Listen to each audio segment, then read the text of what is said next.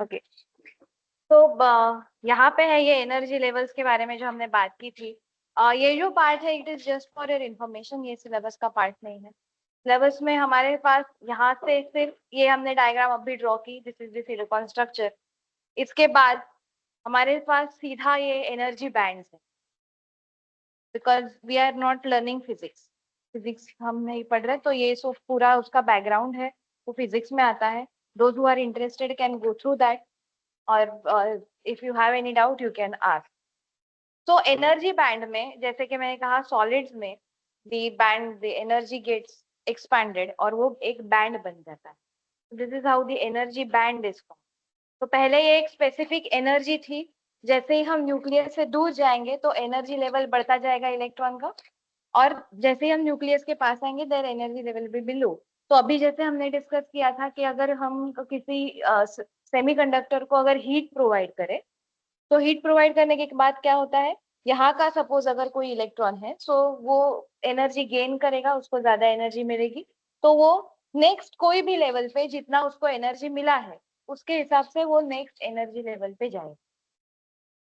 ठीक है, तो जब हम सॉलिड में आते हैं, ये जो स्पेसिफिक एनर्जी है वो एक्सपैंड होती है, स्पेशली फॉर दोज जो ऊपर है, बिकॉज जो न्यूक्लियस के नजदीक है, न्यूक्लियस के बहुत करीब है, उन पे अभी भी न्यूक्लियस का ही डोमिनेंस रहेगा, तो उनका एनर्जी लेवल इतना ज्यादा फ्लक्चुएट नहीं होगा, it will be still a line.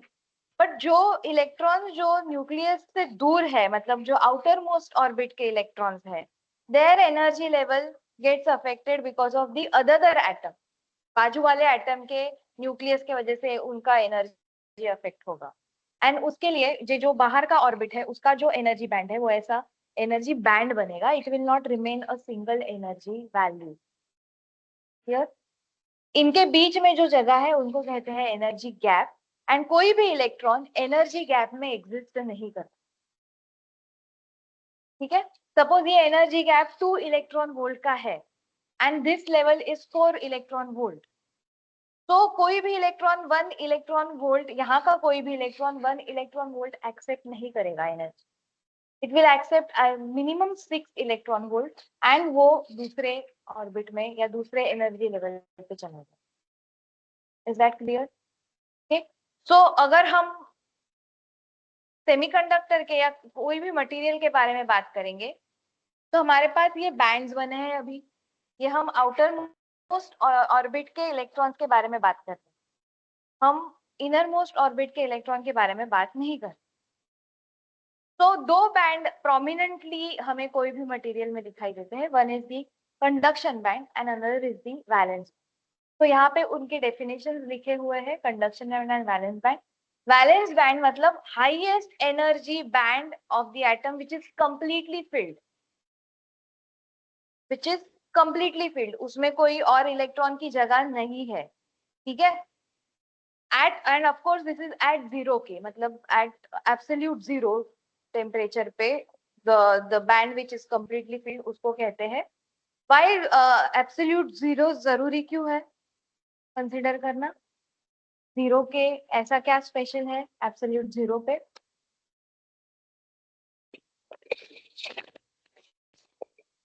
जा सकता है -273 पॉइंट वो जो है उसके, जा सकता है ना, और कर सकते हैं -300 डिग्री सेल्सियस जा सकता है। This temperature is special because zero K मतलब एब्सोल्यूट जीरो के नीचे there are no thermal interaction, वो एटम या वो लैटिस के अंदर कोई भी थर्मल इंटरैक्शन नहीं बचता है। जो हम बात कर रहे थे ना, इलेक्ट्रॉन कोवैलेंट बॉन्ड से बाहर आएगा, कोई इलेक्ट्रॉन नहीं आ सकता बाहर। तो जो इलेक्ट्रॉन्स वो शेयरिंग बॉन्ड में, कोवैलेंट बॉन्ड में है, उनको वही रहना पड़ेगा, उनके पास इतनी एनर्जी नहीं है कि वो कोवैलेंट बॉन्ड को ब्रेक करके बाहर आए। ठीक है, तो valence bond and conduction bond जब भी हम डिफाइन करेंगे, we will define it at the absolute zero, मतलब 0 केल्विन। ठीक है, समझ में आया है? Should I go ahead? Okay, तो वो बैंड जिसका जो पूरी तरह भरा हुआ है उसको हम कहते हैं वैलेंस बैंड एट 0 के, बिकॉज वहां पे कोई थर्मल इंटरेक्शन नहीं रहता। Whereas the conduction band मतलब क्या, lowest energy band. Now lowest energy band मतलब सबसे कम, न्यूक्लियस के नजदीक वाला नहीं, उसके आगे पढ़ो। Lowest energy band in an atom which is not completely filled और विच इज एम्प्टी। समझ में आया? लोएस्ट मतलब सबसे कम वाला नहीं, सबसे कम वाला कौन सा, जिसमें जो पार्शियली फील्ड है या एम्प्टी है। बिकॉज जो हमारे स्टेबल एटम्स है, मटेरियल्स है, जिसको वो जो लास्ट वाले हैं ना पीरियोडिक टेबल में, जिनका पूरा ऑर्बिट खत्म हो, मतलब लास्ट ऑर्बिट कंप्लीटली फील्ड है, तो उसमें कंडक्शन बैंड कौन सा रहेगा, उसके ऊपर वाला जिसमें कोई इलेक्ट्रॉन है ही नहीं। ठीक है? आर्गन, क्रिप्टन वगैरह है ना, ये सारे, उनको क्या कहते हैं, नोबल गैस। तो नोबल गैस में उनका बाहर का जो ऑर्बिट है वो कंप्लीटली फिल्ड रहता है।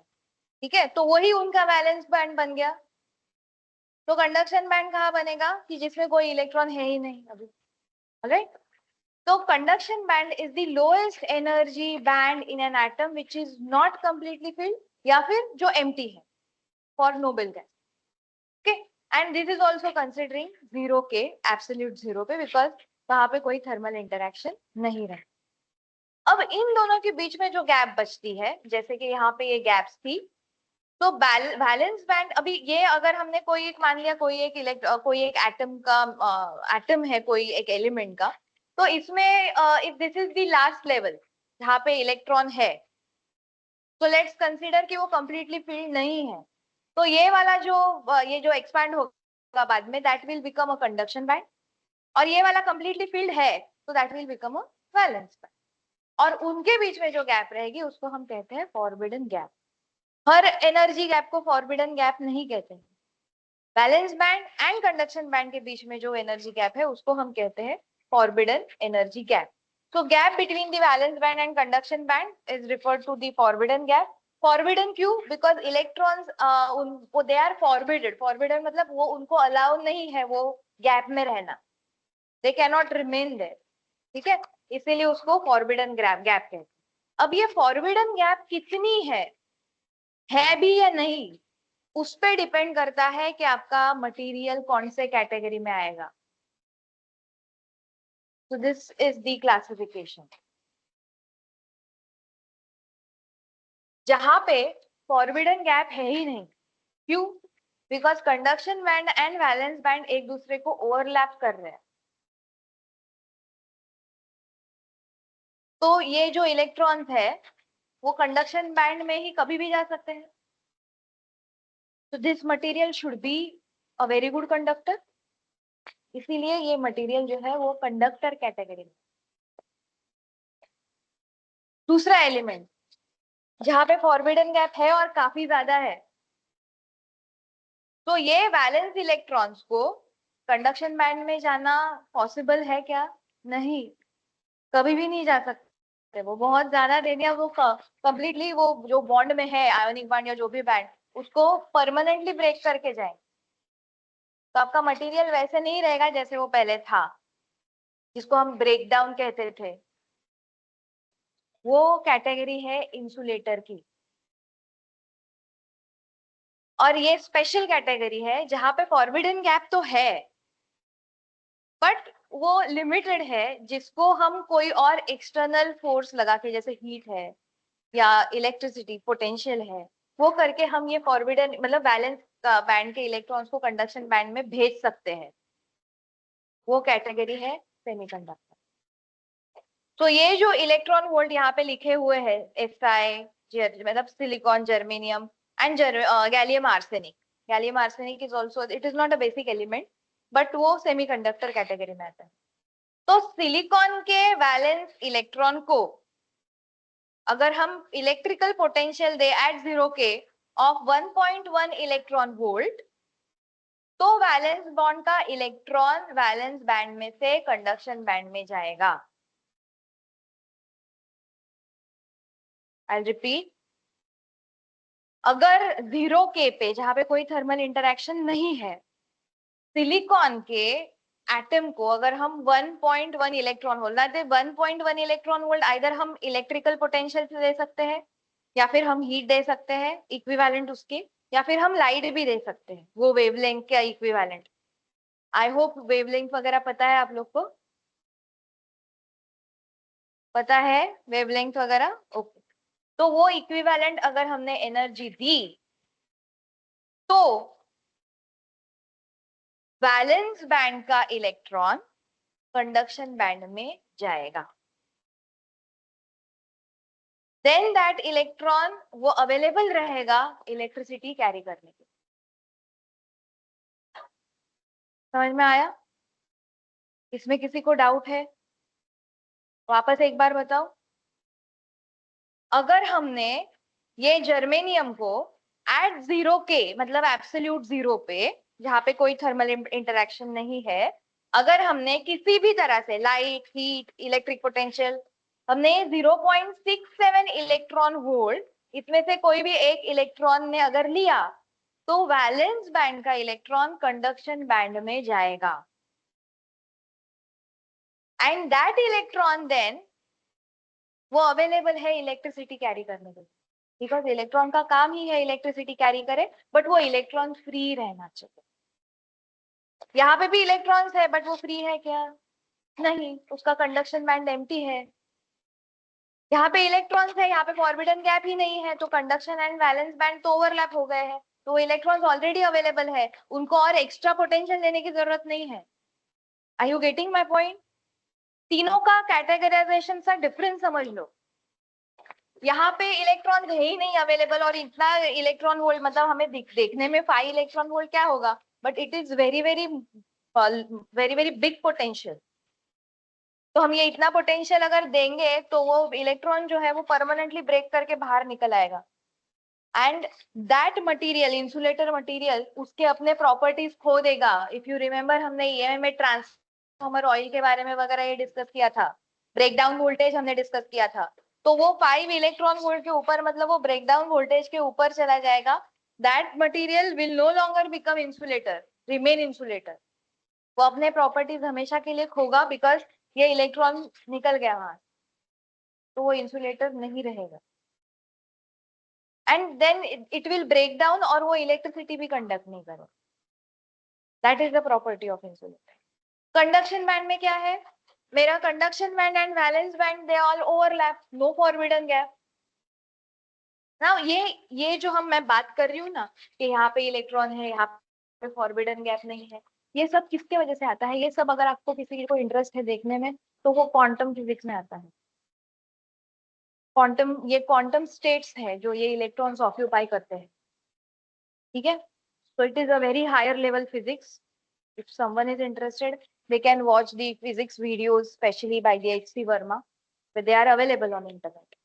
तो इसमें क्या है, ये जो इलेक्ट्रॉन है कंडक्शन वैलेंस बैंड ओवरलैप हो गए, तो जब भी कोई मतलब there will be external potential across, अगर उसमें हमने लगा दिया तो ये इलेक्ट्रॉन्स तो रेडी बैठे हैं, फ्री घूम रहे हैं, तो वो कंडक्ट करना चालू हो जाएंगे। Is that clear?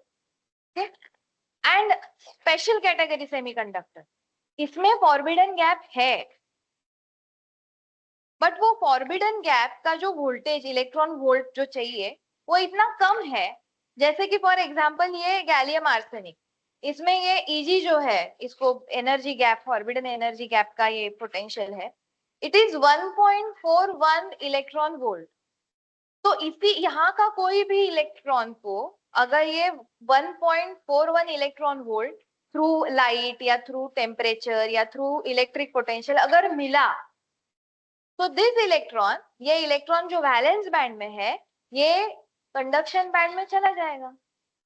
And once electron is in conduction band, तो कंडक्शन बैंड में जो इलेक्ट्रॉन्स है they are free for carrying electricity, so it can carry electricity.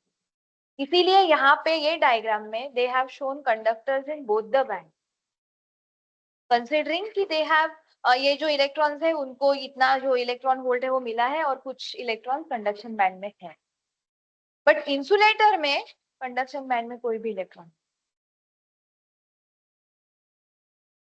समझ में आ गया? Is that clear to everyone? Okay, तो अभी हमें क्या करना है, we have to note this down. ये एनर्जी बैंड कैसे बने ये एक्चुअली नहीं है आपके सिलेबस में। इफ समवन इज इंटरेस्टेड यहाँ पे वन नोट में तो वो है ही, बट ये डेफिनेशंस लिखना मैंडेटरी है।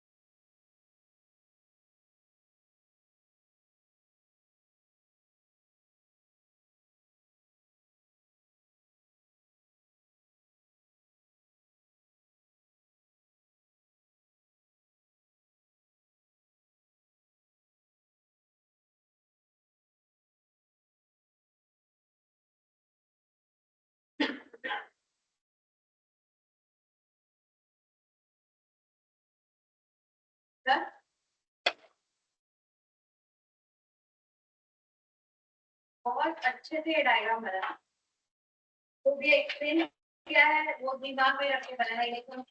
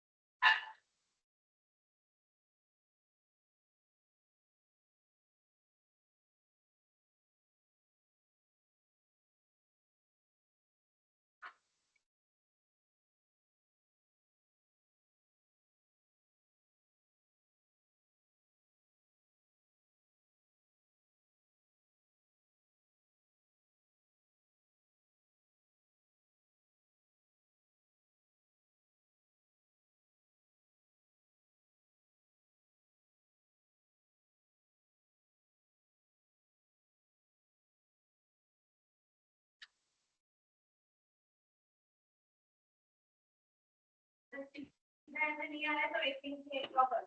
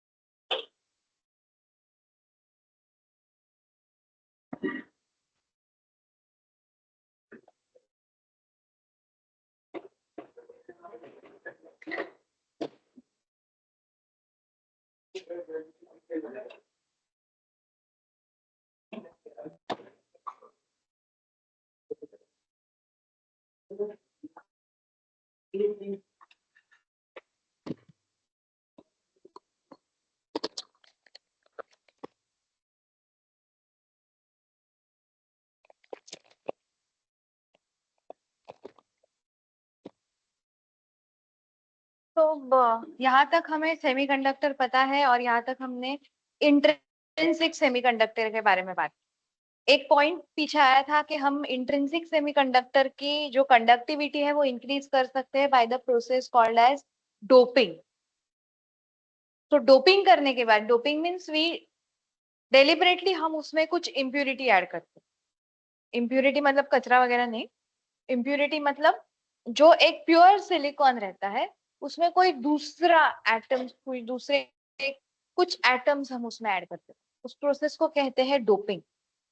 एंड डोपिंग करने के बाद इंट्रिंसिक सेमीकंडक्टर जो है वो एक्सट्रिंसिक सेमीकंडक्टर बन जाता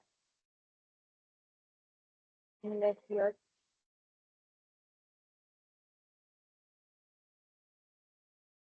okay, so same thing it is return जो मैंने एक्सप्लेन की थी, for silicon easy is 1.1 EV और ये सब लिखा था इधर। तो कैरियर्स अगर हमें चाहिए तो हमें उतना वोल्टेज देना है। Okay, one more thing to note here, जब हम वो सिलिकॉन को कितना 1.1 ईवी है ना उसका, तो वो कोई इलेक्ट्रॉन को 1.1 ईवी मिल जाता है। ये सिलिकॉन लैटिस है, ये प्योर सिलिकॉन इंट्रिंसिक सिलिकॉन है। तो ये लैटिस में अगर यहाँ पे कॉन्सेंट्रेट कीजिए, यहाँ पे अगर ये इलेक्ट्रॉन्स, दिस इलेक्ट्रॉन्स, ये इलेक्ट्रॉन, ठीक है, तो ये इलेक्ट्रॉन अगर वो 1.1 ईवी एब्सॉर्ब करता है तो ऑब्वियसली वो हायर एनर्जी स्टेट में जाएगा। तो हायर एनर्जी स्टेट मतलब वो यहाँ की जो जगह है वो छोड़ देगा and it will become free. वो वैलेंस बैंड से कंडक्शन बैंड में जाएगा। तो यहाँ पे जो कोवैलेंट बॉन्ड था वो ब्रेक हो गया। आई रिपीट, अगर ये यहाँ के इलेक्ट्रॉन को, कोई भी इलेक्ट्रॉन, अभी यहाँ का नहीं हुआ है बट यहाँ के इलेक्ट्रॉन को अगर 1.1 ईवी मिल जाता है तो वो क्या करेगा, that will try to go into the higher energy state. और वो एनर्जी गैप में नहीं है। 1.1 eV valence and conduction band के बीच का जो है वो एग्जैक्ट 1.1 ईवी है सिलिकॉन के लिए, बराबर। तो वो जो इलेक्ट्रॉन है वो वैलेंस बैंड से कंडक्शन बैंड में जाएगा, मतलब वो फ्री हो गया। तो यहाँ का जो कोवैलेंट बॉन्ड जो ये इलेक्ट्रॉन के शेयरिंग के वजह से बना था वो ब्रेक हो जाएगा। So there will be a gap here, there is no electron. And this no electron state or no electron place is called as a hole. Okay? So जहां से इलेक्ट्रॉन निकल जाता है, when there is a deficiency, कमी है जहां पे electron की, that is nothing but a hole. तो जैसे इलेक्ट्रॉन्स घूम सकते हैं, फ्री इलेक्ट्रॉन्स कैरी कर सकते हैं, वैसे ही होल्स भी घूम सकते हैं। होल्स कैसे घूमेंगे? अगर ये इलेक्ट्रॉन यहाँ से निकल गया तो ये होल यहाँ पे बन गया। अगर दूसरा इलेक्ट्रॉन यहाँ पे गया तो होल यहाँ से यहाँ जाएगा। तो जैसे इलेक्ट्रॉन्स घूमते हैं वैसे होल भी घूम सकते हैं, they are also free carriers. Okay, alright. So if certain impurities are added, obviously उनकी जो कंडक्टिविटी है वो चेंज हो जाएगी। इंट्रिंसिक कंडक्टर जो है वो एक्सट्रिंसिक कंडक्टर बन जाएगा by addition of more carriers, whether it is hole और वेदर इट इज इलेक्ट्रॉन। अभी ये कौन से कैरियर हम ऐड करते हैं that will see in the extrinsic semiconductor. तो एक्सट्रिंसिक सेमीकंडक्टर मतलब कि जहां पे हमने कोई इम्प्यूरिटी ऐड की है। So the characteristic of semiconductor material can be altered by adding the impurity, जिसको हम डोपिंग प्रोसेस कहते हैं। अभी ये बनता कैसे है, वेदर इट इज, ऑलरेडी हमने एन टाइप और पी टाइप डिस्कस किए थे लास्ट सेमेस्टर। तो how the fabrication is done now, this is a very basic process. जो मैं बता रही हूँ वो वेरी बेसिक है। अगर आपको डिटेल में फैब्रिकेशन कैसे होता है वो जानना है तो I will share that video with you. तो कैसे होता है that this is a lattice, this is pure silicon, ये प्योर सिलिकॉन का लैटिस है। इसके ऊपर they put some type of impurity and then that gets penetrated inside. So धीरे धीरे ये पूरा जो मटेरियल है, ये पूरे मटेरियल के अंदर वो इम्प्यूरिटीज पेनिट्रेट हो जाएगी and then it will become, कौन सी इम्प्यूरिटी ऐड की है उस पर डिपेंड है वेदर वो एन टाइप बनेगा या P type. This is how the fabrication goes. Okay, तो N type and P type naturally available नहीं है, वो उनको बनाना पड़ता है। तो कितना इम्प्यूरिटी डालते हैं? These impurities although only added 1 part in 10 million, 10 million में only 1 part is added as a impurity, but फिर भी उसका जो स्ट्रक्चर है वो स्ट्रक्चर नहीं चेंज होता, बिकॉज लैटिस तो वैसे ही रहता है, उसके प्रॉपर्टीज चेंज हो जाते। ओके जो पहले सिलिकॉन, अगर प्योर सिलिकॉन था एट रूम टेम्परेचर, उसमें कुछ इलेक्ट्रॉन्स और कुछ होल्स रहेंगे बिकॉज ऑफ थर्मल इंटरेक्शन, कुछ इलेक्ट्रॉन्स ने अपनी जगह छोड़ी, तो number of electrons will be equal to number of holes. जितने इलेक्ट्रॉन्स निकलेंगे उतने होल्स फॉर्म होंगे, ठीक है। बट इम्प्यूरिटी डालने के बाद वो सेम नहीं है, that depends which impurity we are adding. Okay so doping process इसको कहा जाता है जिससे हम इम्प्यूरिटी ऐड करते हैं। Any doubt up to this point? Should I go ahead? तो सबसे पहले आता है एन टाइप मटेरियल। अभी एन टाइप मटेरियल कैसे बनता है कि जिसमें अगर हमने पेंटावैलेंट इम्प्यूरिटी ऐड की, देर आर 3 टाइप्स, अगर हमारे इंटरेस्ट के 3 टाइप मटेरियल है। एक है टेट्रावैलेंट जिसमें 4 इलेक्ट्रॉन है, जैसे सिलिकॉन है, तो सिलिकॉन इज टेट्रावैलेंट। ट्राईवैलेंट मतलब आउटर ऑर्बिट में 3 इलेक्ट्रॉन है, एंड पेंटावैलेंट मतलब और आउटर ऑर्बिट में 5 इलेक्ट्रॉन। तो जिसके 5 वैलेंस इलेक्ट्रॉन, मतलब वैलेंस बैंड में 5 इलेक्ट्रॉन है, वैसी अगर impurity like antimony, arsenic, phosphorus अगर हमने ऐड की तो बनता है एन टाइप मटेरियल। तो उसको एन टाइप मटेरियल क्यों कहते हैं, विल सी दैट। तो अगर ये हमारा पहले ये, अगर ये साइड देखो, ओनली दिस साइड, तो ये हमारा बेसिक सिलिकॉन का स्ट्रक्चर था जो आप लोगों ने ड्रॉ किया है ऑलरेडी। अगर इसमें हमने ये एंटीमनी ऐड किया, ठीक है, तो धीरे धीरे पेनिट्रेट होता है उसके अंदर, मतलब ये सिलिकॉन को वो रिप्लेस करेगा। तो ये सिलिकॉन को ये एंटीमनी ने रिप्लेस किया। एंटीमनी के पास 5 इलेक्ट्रॉन है, जिसमें से 4 इलेक्ट्रॉन जैसे सारे सिलिकॉन एटम्स ने शेयर किए वैसे वो भी करेगा, ठीक है, क्योंकि वो बाहर से आया है ना, सिलिकॉन इज द मेजोरिटी। बाहर से कौन आया है? 1 in 1 million कौन आया है? एंटीमनी। तो एंटीमनी उसको फॉलो करेगा, जैसे हम किसी के घर पे एज अ गेस्ट जाते हैं, तो उनके जो रूल्स है तो वो हम वहां पे फॉलो करते हैं, हम हमारे घर के रूल्स उधर नहीं अप्लाई करते। तो ये एंटीमनी जो है वो सिलिकॉन के ये जो लैटिस स्ट्रक्चर है उसको फॉलो करेगा। वो अपने 4 इलेक्ट्रॉन्स बाकी के उसके आजू बाजू के 4 सिलिकॉन एटम्स के साथ शेयर करेगा, और उनके भी शेयर करेगा, and covalent bond form. But घर के गेस्ट जो होते हैं वो घर के मेंबर नहीं होते हैं, तो उनकी अपनी कुछ खासियत, कैरेक्टरिस्टिक होती है। जैसे इसका क्या डिफरेंस है एंटीमनी का? How it is different then silicon? It has 5 valence electron, बराबर। तो वो घर के बाहर से जो गेस्ट आते हैं वो अपना सामान अपने कबर्ड में नहीं रखते ना, अगर कोई 2 दिन 3 दिन रहने वाला है तो उनका जो सामान है वो अपने कबर्ड में नहीं रखते हैं, वो बाहर ही रहता है। वैसे ही ये जो इलेक्ट्रॉन है, 5th इलेक्ट्रॉन, उसको कोई नहीं है बॉन्ड बनाने के लिए, तो वो बाहर ही रहेगा, it will not create any bond, and because of that वो किसी बॉन्ड में बॉन्डेड है ही नहीं, it will be a free cat. Should I repeat this? Antimony बाहर से आया है, उसको हमने ऐड किया है, कोई भी होने दो, फॉस्फोरस, एंटीमनी, आर्सेनिक, उसको हमने ऐड किया है एज एन एक्सटर्नल मेंबर। तो वो अंदर आके सिलिकॉन के लैटिस को फॉलो करेगा, वो अपने 4 इलेक्ट्रॉन सिलिकॉन के साथ शेयर करेगा, बाकी 4 सिलिकॉन के इलेक्ट्रॉन खुद शेयर कर लेगा और कोवैलेंट बॉन्ड बना देगा। बट उसका जो 5th इलेक्ट्रॉन है, because it has got 5 valence electron, तो उसका जो 5th वैलेंस इलेक्ट्रॉन है उसके साथ कोवैलेंट बॉन्ड बनाने के लिए कोई नहीं है, तो वो किसी के साथ कोवैलेंट बॉन्ड बना नहीं सकता। इसीलिए वो 5th valence electron will be will not be in the covalent bond, और वो इलेक्ट्रिसिटी कैरी करने के लिए फ्री है। Is that clear? तो ये इस पे हम देख सकते हैं, इसमें और ऐसे अगर हमने एंटीमनी ऐड किए तो उसमें काफी सारे इलेक्ट्रॉन्स फ्री रहेंगे, एंड इलेक्ट्रॉन्स फ्री होने के लिए they have the negative charge. इसके वजह से ये टाइप ऑफ एक्सट्रिंसिक सेमीकंडक्टर को एन टाइप कहते हैं। Is that clear?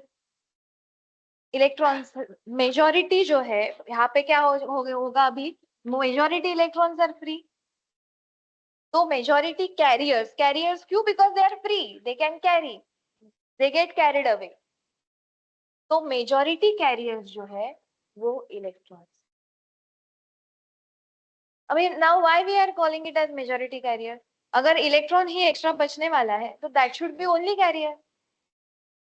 अगर हम किसी को मेजॉरिटी कह रहे हैं उसका मतलब कोई माइनॉरिटी होगा। तो वाई मेजॉरिटी कैरियर? अगर हम इसको मेजॉरिटी कैरियर कह रहे हैं तो दूसरा टाइप का कैरियर कौन सा है अपना? अभी हमने देखा था होल। तो होल भी होते हैं क्या इसके अंदर? अगर हम इलेक्ट्रॉन को मेजॉरिटी कह रहे हैं तो माइनॉरिटी कोई तो होगा, एंड कोई कौन बचा है अभी? Carrier hole. तो क्या हमने होल फॉर्म करने के लिए कुछ प्रोविजन किए इधर? नहीं किए, but still we are calling electron as a majority carrier. क्यों? Because this N type semiconductor अगर हमने रूम टेम्परेचर पे रखा तो उसमें थर्मल इंटरेक्शन होंगे। तो यहाँ का कोई वैलेंस इलेक्ट्रॉन वो जो इलेक्ट्रॉन वोल्ट है इक्विवेलेंट वो लेके फ्री हो सकता है, तो वहां पे होल फॉर्म होगा। So at room temperature, there will be some holes because of the thermal interaction. But वो number of holes will be very less than this number of electrons. Because जितने holes form होंगे thermal interaction के वजह से उतने electrons भी form होंगे. But ये electrons already extra है. So number of electrons will be very much greater than number of holes. इसीलिए electrons को n type में majority कहते हैं, holes को minority. Is it clear or should I repeat it? Clear है? Okay? समझ में आया? n type. वैसे अगर हम n टाइप में इलेक्ट्रॉन्स ऐड कर रहे हैं तो उससे होगा क्या? This was our diagram, energy band diagram of semiconductor, right? तो there was a forbidden gap. कितना था इस सिलिकॉन का? 1.1 eV कुछ था ना? हाँ। तो अगर हमने इसमें इलेक्ट्रॉन्स ऐड किए विच आर फ्री कंपैरेटिवली, तो उनकी एनर्जी लेवल ज्यादा होगी वैलेंस इलेक्ट्रॉन से। तो वो कहीं पे इधर in between this forbidden gap lie करेंगे, मतलब लाई करेंगे मतलब इलेक्ट्रॉन्स वहां नहीं जाएंगे, बट हमारे जो ईवी ईजी था पहले पहले ईजी 1.1 ईवी था, मतलब 1.1 इलेक्ट्रॉन वोल्ट देना पड़ता था तब वो जाके इलेक्ट्रॉन फ्री होता था। अभी ये जो इलेक्ट्रॉन्स फ्रीली अवेलेबल है हमारे पास उनको बहुत ही कम एनर्जी लगेगी कंडक्शन बैंड में जाने के लिए, and that is why your valence band का ये जो लेवल है ये ऊपर चला जाएगा, टुवर्ड्स कंडक्शन बैंड चला जाएगा। And you will now require for silicon only 0.05 electron volt to go into conduction. अगर 0.05 eV भी इसने ले लिया ये इलेक्ट्रॉन ने तो वो कंडक्शन बैंड में चला गया, कंडक्टिविटी बढ़ी, right? So this is how conductivity is affected by doping. Doping process से हमारा सेमीकंडक्टर का कंडक्टिविटी बढ़ता है obviously, because we are providing carriers. यहाँ तक किसी को कुछ डाउट है? क्लियर है? Okay, alright. सो जैसे हमने पेंटावेलेंट इम्प्यूरिटी ऐड की तो मैं जो ये सब यहाँ पे बात कर रही हूँ वो सभी कुछ यहाँ पे लिखा हुआ है, okay? And you are suppose to write it for the answers as the answers in the SLA, okay? अगर हमने पेंटावेलेंट इम्प्यूरिटी ऐड की तो इलेक्ट्रॉन बचा एक्स्ट्रा।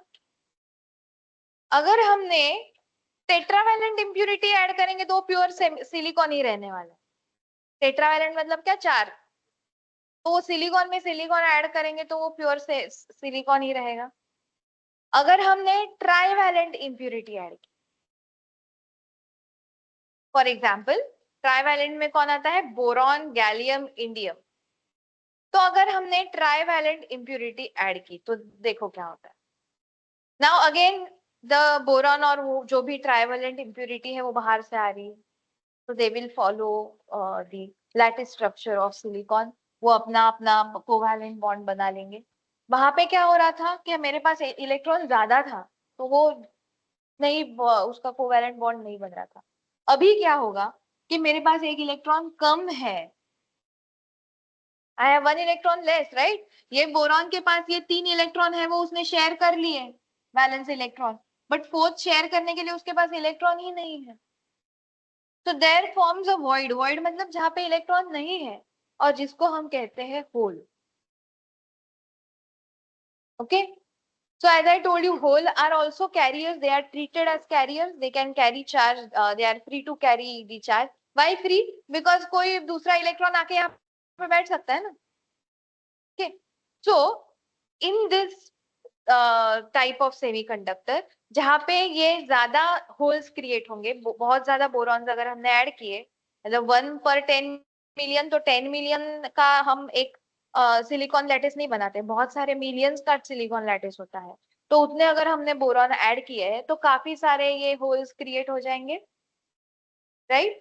सो एट रूम टेम्परेचर क्या होगा, सपोज ये बॉन्ड ब्रेक हो गया और ये इलेक्ट्रॉन निकल गया, तो यहाँ पे एक होल क्रिएट होगा, एक इलेक्ट्रॉन क्रिएट होगा, but number of holes will be much higher than number of electrons. तो इसको कौन सा टाइप ऑफ सेमीकंडक्टर कहते हैं, पी टाइप से, because number of holes are much greater than number of electrons. So holes are the majority carrier, but do not forget electrons are the minority carriers. Is that clear? So p type, n type, everything is clear. I have not shown the energy band diagram deliberately for the p type, क्योंकि p type में जब energy band, जो हम ऐसे वाला energy band बनाएंगे, तो holes जो है they are near the valence band, because holes and electrons की जो कैपेसिटी है चार्ज कैरी की, वो डिफरेंट होती है। Again that will go into physics, इसीलिए मैंने डेलिबरेटली यहाँ पे ऐड नहीं किया। बट होल्स जो होते हैं वो near to valence bond, valence band है। Just remember, that is also not part of your syllabus. It is just for your information. But कोई भी अगर हमने impurity add की semiconductor में, then that is going to increase the conductivity of that semiconductor. Is that clear? Okay.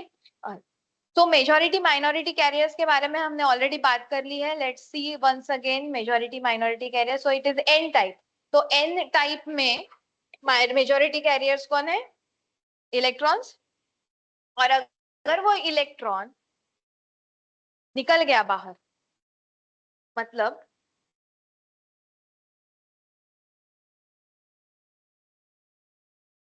यहां से ये electron, पहले वो एंटीमनी के साथ था, पास था, तो एंटीमनी में, एंटीमनी के अंदर number of protons and number of electrons equal थे। बट अगर हमने कोई एक्सटर्नल पोटेंशियल दिया, लाइट, हीट, इलेक्ट्रिसिटी, जिसके वजह से, इलेक्ट्रिक पोटेंशियल जिसके वजह से ये इलेक्ट्रॉन कैरिड अवे हो गए, तो व्हाट विल हैपन, एंटीमनी के अंदर number of electrons will no longer be equal to number of protons, बराबर।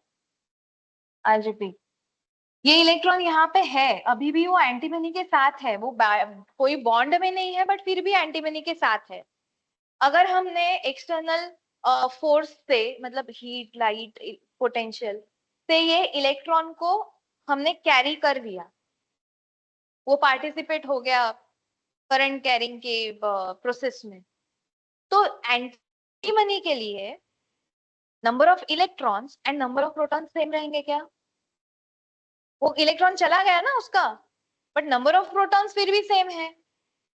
सो एंटीमनी के लिए ये अगर इलेक्ट्रॉन चला गया तो नंबर ऑफ प्रोटॉन एक से ज्यादा होगा नंबर ऑफ इलेक्ट्रॉन से, तो वो पर्टिकुलर जो एटम है वो पॉजिटिव आयन बन जाएगा। आयन, पॉजिटिव नेगेटिव आयन पता है ना, केमिस्ट्री में पढ़ा होगा। क्योंकि उसका एक इलेक्ट्रॉन चला गया, बट प्रोटॉन तो वही है, तो उसका ओवरऑल जो चार्ज है वो पॉजिटिव, पहले वो न्यूट्रल था बिकॉज सब इक्वल थे, अभी एक चला गया इलेक्ट्रॉन, तो उसको पॉजिटिव डोमिनेंस हो गया ना, तो वो पॉजिटिव आयन बन जाएगा। तो सिमिलर वही बात यहाँ पे बताई है कि मेजॉरिटी माइनॉरिटी कैरियर्स में अगर ये मेजॉरिटी कैरियर ये एटम को छोड़ दे तो वो पॉजिटिव आयन बन जाता है।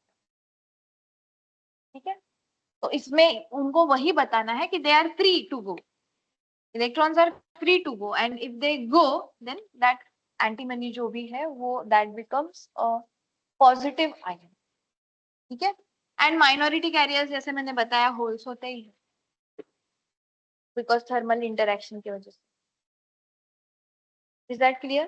Similarly in p type majority carriers are holes, जो पॉजिटिव बताया है इधर। तो पी टाइप में क्या हो सकता है कि वो होल में कोई इलेक्ट्रॉन आके बैठ सकता है। वो अगर इलेक्ट्रॉन होल में आके बैठ गया तो उसका वो आयन वो एटम का क्या हो जाएगा? Number of electrons will be more than number of protons, जिसके वजह से वो नेगेटिव एक्सेप्टर आयंस बन जाएंगे। डोनर एक्सेप्टर पता है ना, donor is positive, acceptor is negative. उसने एक्सेप्ट कर लिया इलेक्ट्रॉन को तो उसका नेगेटिव चार्ज बढ़ गया and it became the negative ion और acceptor ion. And along with the majority carriers, there will be some minority carriers due to thermal interaction, which are electrons in p-type. Is that clear? Okay, so same thing is written here. You can refer this.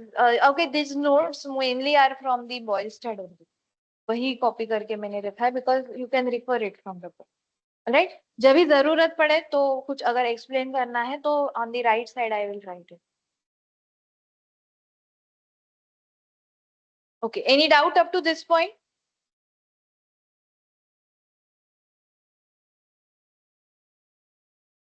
Any doubt? We will stop here for the day.